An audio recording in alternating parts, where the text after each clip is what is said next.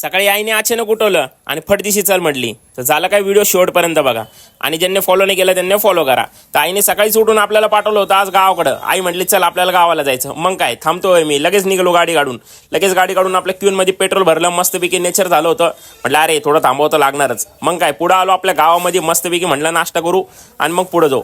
मस्तपैकी थांबलो, मस्तपैकी नाश्ता बिष्टा केला आणि मस्तपैकी व्ह्यू बघत बघत पुढं आलो. आज जायचं होतं आपल्या कुलदेवीचं दर्शन करण्यासाठी. सकाळी मातेचं आणि शेवंताईचं. मस्तपैकी देवीचं दर्शन घेतलं आणि आशीर्वाद घेऊन म्हटलं चला आता तर आपलं काम झाले. म्हटलं चला बाहेर जाऊन मस्तपैकी व्ह्यू बघण्यासाठी आलो बाहेर. मस्तपैकी गौमाताचं दर्शन घेतलं.